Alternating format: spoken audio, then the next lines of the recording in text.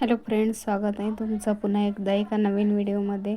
तर आज आपण बघणार आहोत 38 इंच चेस्ट साईजच्या कटोरी ब्लाऊजची कटिंग. तर इथे मी ड्राफ्टिंग करून पूर्ण कटिंग करून दाखवणार आहे, तर व्हिडिओ पूर्ण बघा. हे बघा, इथे ब्लाऊजची पूर्ण उंची इथे 14 इंच आहे. हे बघा, ब्लाऊजचे इथे चौथा भाग इथे छातीचा 9.5 इंच आहे. कमरेचा पूर्ण भाग आहे इथे 31 इंच आहे, पण त्यांना 1 इंच लूजिंग पाहिजे आहे, तर इथे मी 32 इंच घेतला.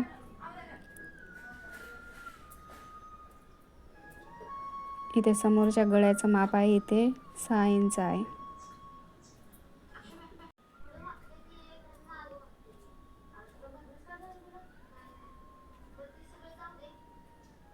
इथे पाठीमागच्या भागाचं आपण कटिंग करणार आहोत. तिथे सर्वात पहिले मी उंचीचं माप टाकून घेतलं. 14 इंच आहे, तर त्याच्यामध्ये 1 इंच प्लस केला आहे. हे बघा, 15 इंचावर मार्किंग करून घेतलं. इथे शोल्डरचं मार्किंग केलं आहे. शोल्डरसाठी इथे 5.5 इंचावर मार्किंग केलं. डीप नेक आहे तर 5.5 इंचावर मार्किंग केलं आहे शोल्डर. आणि आर्महोलसाठी इथे 6 इंच घेतले आहे. हे बघा, छातीचा चौथा भाग इथे 9.5 घ्यायचा आहे, पण इथे पाठीमागच्या भागाला इथे 9.25 घेत आहे, कारण की हा डीप नेक आहे, तर याच्यामध्ये थोडं अधिक जास्त गळा पसरतो, त्यामुळे इथे 1/2 इंच मी कमी करून घेतले आहे. इथे आर्महोलसाठी इथे 1.5 इंचावर गोलाई करून घेतली आहे. हे बघा, या पद्धतीने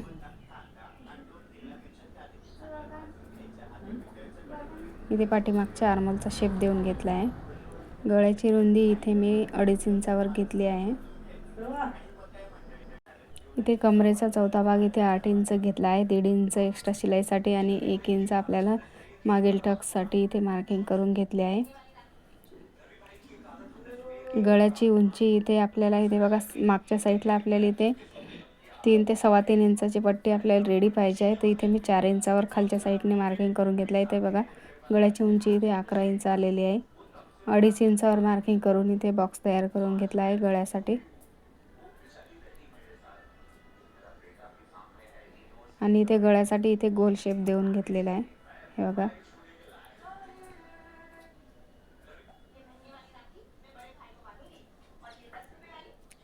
हे बघा, या पद्धतीने इथे शेप देऊन घेतला आहे मी गोल. आता इथं जसं आहे तसंच इथे मार्किंग केलं आहे, तसंच इथे कट करून घेत आहे. हे बघा, इथे पूर्ण कट करून घेतला आहे. बॅक साईडचा पार्ट आहे हा. आपल्याला याच भागावरून आपण समोरच्या भागासाठी कटिंग करणार आहे. तर इथे खालच्या साईडनं मी 1/2 इंच एक्स्ट्राचा सोडून दिला आहे, कारण समोरच्या भागाला आपल्याला 1/2 इंच एक्स्ट्रा लागते. कटोरीमध्ये आपल्याला इथे खाली टक्स जो क्रॉसपट्टी असते तिथे आपल्याला एक्स्ट्रा मार्जिन जोडण्यासाठी लागते, तर इथे समोरच्या भागाला कधी पण इथे 1/2 ते 1 इंच कधी पण एक्स्ट्रा घ्यायचा आहे. मी इथे 1/2 इंच घेतला आहे. बाकी जसं आहे तसंच इथे मी मार्किंग करून घेतलं आहे. हे बघा, समोरच्या गळ्यासाठी इथे मी 6.5 इंचावर मार्किंग केलं आहे. 6 इंचाचा गळा तयार होईल आपला. आणि इथे गोल शेप देऊन घेतला आहे गळ्यासाठी. इथे कटोरीचा शेप देण्यासाठी मी इथे 1 इंचावर मार्किंग केलं आहे वर. आर्महोलचा बॉक्स तयार करून घेतला आहे. आणि इथे आर्महोलसाठी 1 इंचावर समोरच्या आर्महोलसाठी आपल्याला 1 इंचावर मार्किंग करून घ्यायची आहे.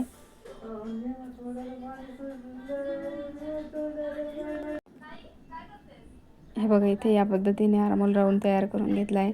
इथे क्रॉसपट्टीसाठी इथे आपल्याला हुकाच्या साईडला इथे 3 इंचावर मार्किंग करायचं आहे.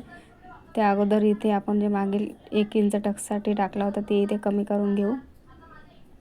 आणि फिटिंगच्या साईडला 2.5 इंचावर मार्किंग करून पहिले 2.5 इंचावर एक सरळ लाईन ओढून घेऊ.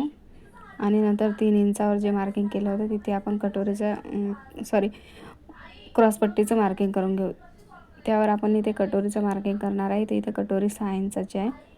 6 इंचावर मार्किंग करून इथे एक सरळ लाईन ओढून घ्यायची. आणि आर्महोलच्या साईडने इथे 2.5 इंचावर मार्किंग करून हे बघा, या पद्धतीने एकदम चांगल्या प्रकारे गोल शेप येतो इथे कटोरीचा. आणि जसं मार्किंग केलं आहे तसंच इथे कट करून घ्यायचं.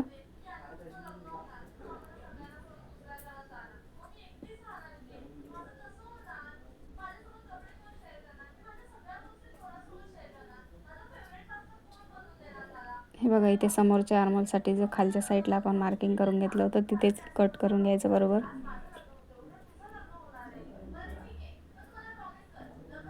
आता आपण दुसऱ्या पेपरवर इथे कटोरीसाठी वाढवून घेऊ आहे.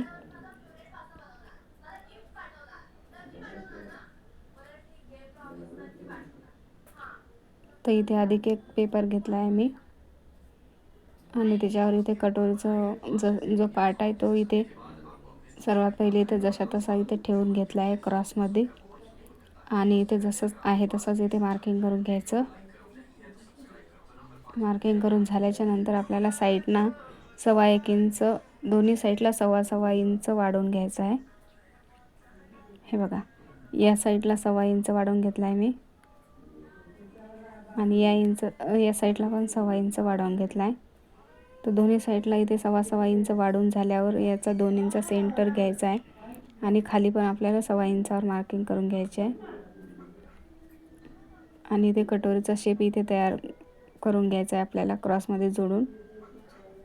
या साईडला इथे 1.5 इंच वाढवून घ्यायचं आपल्याला फक्त शिलाईसाठी. या साईडला पण 1.5 इंच वाढवून घेऊन इथे कटोरीचा गोल शेप देऊन घ्यायचा. बघा आता जसं आहे मार्किंग केलं आहे तसंच इथे कट करून घ्यायचं. हे ते बघा आपली कटोरी वाढवून तयार झाली आहे. या पद्धतीने तुम्ही कोणत्या पण साईजची कटोरी तयार करू शकता. जास्त मोठ्या साईजचा माप असेल तर इथे 1.5 इंच साईडला एक्स्ट्रा वाढवून घ्यायचा आहे.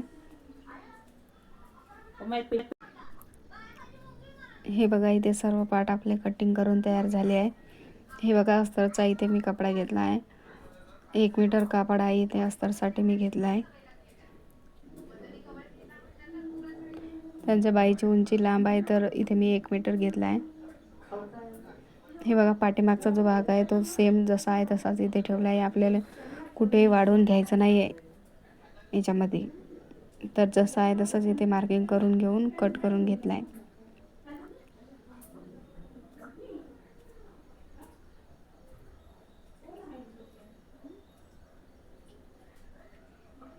हे बघा या प्रकारे इथे मी कट करून घेत आहे.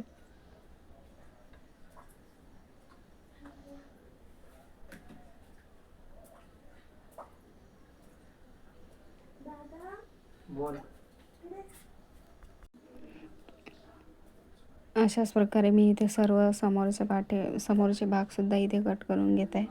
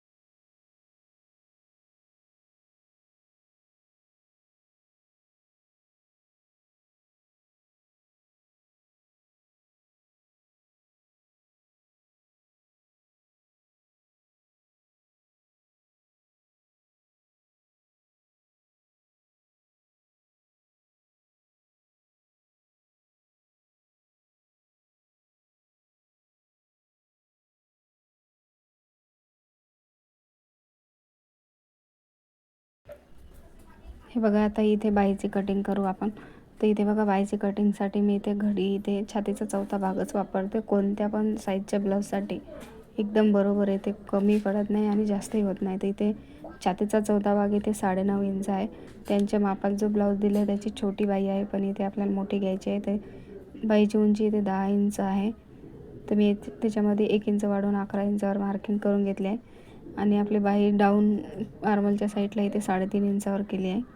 वरच्या साईडने इथे 2.5 इंचावर मार्किंग करून या पद्धतीने आपल्याला बाहीचा शेप देऊन घ्यायचा आहे. हे बघा आणि त्यांचा दंडगेर इथे 5 इंच आहे. तिथे 5 इंचावर मार्किंग करून 1.5 इंच शिलाईसाठी एक्स्ट्रा घेतला आहे. आणि या प्रकारे इथे बाहीची कटिंग झाली आहे आपली. समोरच्या भागाला इथे शेप देण्यासाठी मी या पद्धतीने देत असते. मागच्या साईडला मी अर्धा ते पाऊण इंच बाही ठेवून व्यवस्थित जो एक्स्ट्रा साईडला कापड येईल तो कट करून घेते. इथे या पद्धतीने शेप द्याल तर एकदम बरोबर शेप येते बाहीचा.